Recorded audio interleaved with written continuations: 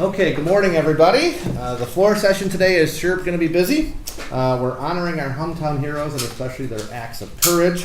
We're celebrating milestones, including consecutive WIAA state championship in girls basketball from Marshall. And we're also passing several pieces of very important legislation, including a package to promote life and protect the unborn. We'll start today, of course, with 11 resolutions and one constitutional amendment to be considered today. So let's start with that. I'd like to first call Representative Todd Novak, who will talk about Marcy's Law and the rights of crime victims for second consideration of a constitutional amendment. Thank you. Marcy's Law will be on the Senate and the Assembly floor today. As you're all aware, I've covered last session, we passed Marcy Law, which what it does, it takes current state statutes, victims' rights, and enshrines them in the Constitution. Wisconsin's been a leader in victims' rights and constitutional amendment in the 80s, and this is updating that. It's up to the voters. Will be on the ballot in April 2020 after we pass it today. Very wide bipartisan support. Over 100 groups across the state support this, from the sheriffs to DAs, all the groups. So look forward. It's been a long 3 years to get this going or get this passed, so I look forward to it today. Have you addressed any of the concerns that defense attorneys have had? We've addressed what we can of the defense attorneys. We've also addressed concerns from other states that have had constitutional issues with this bill, and we've taken out those concerns, so this is a pretty clean bill. Will it be up in the April 2020 election then if it passes today? Yes, I believe so. Yes. Any other questions on that? Okay, thanks, Todd. Next up is David here. Nope. Okay. Let's go then to our pro-life bills. The first bill that we have up today is authored by one of our freshman members, Representative Barb Dietrich. Her bill prohibits abortion based on sex, disability, and other conditions. So with that, Representative Dietrich. Hello. This bill basically does not cut down on the amount of funds going towards women's health, but redirects it to other federally qualified health clinics and rural health clinics in our state. They are 7-to-1 over clinics like a Planned Parenthood in Wisconsin. So we're excited to really redirect those dollars towards women's health and away from the abortion providers. There's widespread support from both my constituents, and I'm hearing from people all over the state who are in favor of this. I think one of the best things, so the two bills that Representative Dietrich is offering, one of course would make sure the money that we are giving for women's health does not go to abortion providers to indirectly kill unborn children. And the other makes sure that when someone chooses to have an abortion, which they are currently constitutionally allowed to do, that the doctor does not perform it based on the idea of someone's sex, race, Yes. disability, those things. I also want to congratulate and thank Representative Dietrich, who agreed to be the chair of our Speaker's Task Force on Adoption. So today we are trying to look at the idea of protecting life in a holistic approach. Of course, we know we would like to prohibit abortions where we can to protect unborn children, but we also want to make sure that we have a very aggressive outreach effort for when a woman decides to allow that child to live and does not have the ability or the wherewithal to take care of that child, that we have an aggressive system in Wisconsin. We've focused, of course, on foster kids, and now we want to focus on making sure that every child is wanted and adopted. So thank you for doing that. I appreciate it very much. Thank you. Any questions? How does Wisconsin's adoption laws rank compared to other states in the country? Yeah, and that's part of what we're going to look at. We have done some work on adoptions, but we think we can be a lot more aggressive. As we have met over the course of the foster families, the foster care task force with the families who are there, one of the main concerns they have brought up is the difficulty of taking a child out of a totally disruptive situation where it's really bad for the child and being able to get them into a loving adoptive family. Mm-hmm. So we want to always make sure we protect parents' rights and that there is no child that is quickly taken, but that we need to have a more aggressive timeline so the child does not suffer simply by the inaction or bad actions of the parents. And that's one of the things we've asked Barb to look at, to really see how we can make Wisconsin the most adoption-friendly state in the entire country. Learn what our colleagues do, of course, working with NCSI and other groups to take best practices, but really make Wisconsin a place where we welcome, value, and really cherish those adoptive families. Any other questions for Barb? All right, thank you very much. I know, is Representative Stefan here yet? Nope. Okay, so we're going to then call on Representative Steinecke, who is going to talk about the Born Alive Survivor Act. And while he's doing that, I'll talk a little bit about the bill that I'm authoring with Senator Kapenga.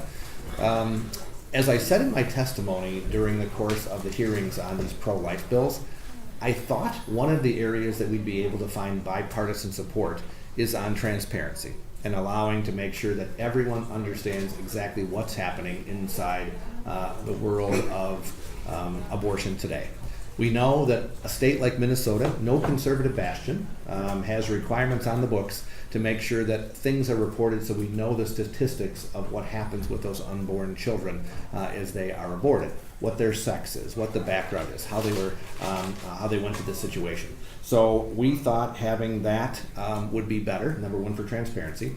And also the second part of the bill would say that if you are choosing to have a chemical abortion, that the doctor at that initial appearance when he or she meets with the woman describes exactly what the procedure is, that if you take the first pill and do not take the second, you have the potential to save the child, as opposed to just hoping that they can understand the consequences of a very serious medical decision. So it's really about information for women and ensuring that we have transparency in the process. So I guess I'm an optimist. I still hope that maybe some Democrats would put aside their partisan differences and say giving information should be something we all support, but we'll see what happens on the floor today. Representative Stein. Well, thank you. Here to talk about the Born Alive Abortion Survivors Act. And I guess I can kind of go back to my testimony when I spoke in the committee about this. I think it's something that a lot of us were surprised that we would even have to address in legislation, but it's become clear over the course of the last 6 months to a year as some of the conversations go on nationally, whether it be in New York or Virginia Governor Northam or others that have talked about babies that survive abortions in such a callous and cruel way, that we felt it was incumbent upon us to act to ensure that here in the state of Wisconsin, there is no gray area. When a baby survives an abortion, takes that first breath of life, that doctors are required to do everything that they can do to ensure that baby survives. And really that's what this bill is about, is removing any gray area, setting aside or setting forward specific duties that doctor has in the case a baby does survive an abortion. Unlike what some of our colleagues have said, including the governor, they'll make arguments that this doesn't happen. We know that that's not true. We know that's not true. There's data out there, there's stories out there. The CDC has collected data on this, and actually the CDC data takes into account a very small number of abortions, but that has shown over a course of a 10-year period that over 500 babies have survived abortions. They'll say it doesn't happen here in the state. That just defies logic. That it happens elsewhere, but for some reason here in Wisconsin it doesn't happen. I'm sure they'll try to pivot away from this argument at some point to talk about things that have nothing to do with this bill. They'll talk about how this is an anti-abortion bill. It's not an anti-abortion bill. This is simply a pro-life bill. This is simply saying that if a baby survives an abortion and takes that first breath, that we need to do, and we have a responsibility to do, everything we can possibly do to ensure that that baby is safe, comfortable, and to all extent practical survives. And that's really what this bill is all about. All right, questions? Do you agree with the president that doctors are executing babies? So again, I look back and I was in the room when the president made those comments. And if you listen to the entire speech, I think he was making an illustrative point regarding what would happen in the case that Governor Northam's comments were reality. And to me, that's what his comments were about. Senator Roth and I have never made the case that this occurs regularly, often, anything of the like. But the fact is that it does occur. We know this to be true. The reporting really hasn't backed that up because nobody seems to want to look into the actual cases. I mean, we've had a very high-profile case in Pennsylvania where Dr. Gosnell was accused of doing this in hundreds of cases, but unfortunately that never seems to make it into the news stories. But yeah, so that's what I took his comments as. You'd have to ask him what his intent was.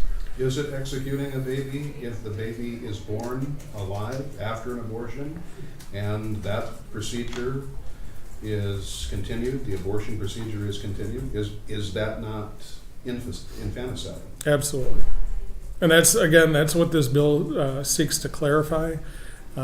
Because in certain cases, in the Gosnell case and in other cases, we've heard instances where the staff in the room didn't really realize what was happening, or what was happening was a crime. I mean, we've seen things like this happen. We've heard of things like this happen. It's well documented.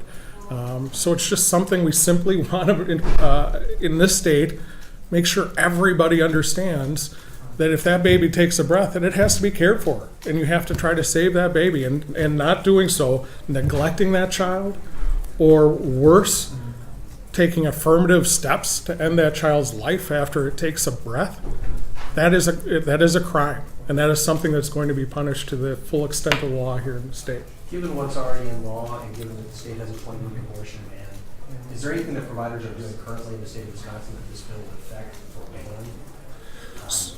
So let's take one of your points on the 20-week abortion ban.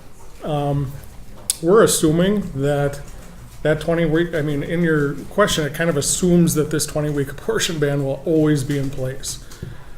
Well, we know that every single member of the legislature on the other side of the aisle that was here when we passed that voted against it. We know that given the opportunity of full control of the legislature and the governor's mansion, that 20-week abortion ban would be gone overnight. We know that the left has become so radicalized on abortion that abortion on demand up until the point of natural delivery is something that they openly discuss nationally. And that's something that we are going to do everything we can to put measures in place so that if, in fact, the legislature and the governor all become one party and all become Democrats at some point in the future, that those babies are going to be protected no matter what. So would you support a 6-week ban like Alabama passed last night? I don't know what they passed. Would you support a 6-week abortion ban? I'd have to take a look at it, So to be quite honest with you. Would you support that? We have not looked at the details of their bill. Do I believe that once there is a detectable human heartbeat that it's a baby? I do. So I certainly think that is not something we're debating today. A bill has not been introduced in Wisconsin. But it is part of the discussion that is happening all across the country. The very idea that someone can deliver a baby by accident at the abortion clinic, and that by inaction we can allow that baby to suffocate to death or to die from inaction, should have been something that universally people across the country said, that is disgusting. Of course we should support that. So now, rather than trying to focus on what is a ghastly and abhorrent procedure, Democrats are trying to turn this into, as Jim said, an abortion debate, when in reality it is a debate about protecting a baby that was born alive. And if a party cannot stand for that, I can see why they're embarrassed and are going to try to do everything they can during today's debate to try to move off that subject, because it's one that the overwhelming majority of the public disagrees with Democrats on, and that's why they want to change the topic. And it's something that they will not articulate, have not articulated, a reason or anything specific in this bill that they are against. Nobody's asked them. They've let the governor and others get away with saying it's redundant. We know that's not true, or that it doesn't happen. We know that's not true. Nobody has asked them specifically that I've seen, what specifically do they disagree with in this bill? Because they will not answer it, because they cannot, because it is something that is abhorrent to the vast majority of Wisconsinites. Do you believe in women's right to choose over medical procedures? I'm pro-life. Always have been, always will be. But do you believe in a woman's right to choose? I believe in the life of the child. I believe that, and I think there's reasonable disagreements over when life begins. My feeling is life begins at conception, but you're also, again, playing into exactly what the Democrats are going to try to do today. They're going to try to make this about, this bill in particular, about it being anti-abortion. Tell me something about and to me, and this happened in committee when Representative Subeck brought it up. She says, I believe this is an anti-abortion bill. That proves our point. More so than anything else, if you call this an anti-abortion bill, that proves our point why this bill needs to be put in place. Because if you think abortion extends to the life of the baby after the baby comes out and takes a breath, that just proves our point why we need this bill. Okay, thank you very much, Thank you. Jim. Next up, Representative David Steffen is here to talk about his bill, which would allow for the expungement of certain crimes records. With that, we'll turn it over to Representative Steffen, and he can talk a little bit about his bill. Good morning. Today we're going to be passing one of the most cost-effective workforce developments ever in the history of the state of Wisconsin. Over 40 years ago, the state of Wisconsin was the leader, the very first state to incorporate expungement as an opportunity for individuals who have been convicted of lower-level crimes. Since that time, there's been about 45, 46 states who have followed suit, but none of them have exactly replicated what we did, simply because there were some flaws that existed since the time we created expungement here in Wisconsin, and we're going to be addressing those today. And so this is really going to provide an opportunity for those individuals who have had offenses, low-level offenses, an opportunity, sometimes their first opportunity, to be integrated into the workforce. Our party in particular, and this is a bipartisan effort, but our party in particular has always been looking for ways to find some sort of way, never a hammock, but always some sort of trampoline to get people back into the workforce, a hand up, never a hand out. And expungement is that hand up. Expungement is that trampoline to get individuals into the workforce, many who have never had that opportunity in the past. So this will be certainly one of the most transformative criminal justice reform opportunities this session, as well as the most cost-effective opportunity for us to provide a pathway to employment for a lot of those individuals at a time when our state needs it most, with the unemployment rate at the present levels. Would you push for an end to drug testing for a lot of entry-level jobs? That's not a part of this bill and not part of our effort. Okay, any questions? Other questions? Thanks, David. Thank you. All right, John. Sorry. Oh, sorry. Thank you, quarters.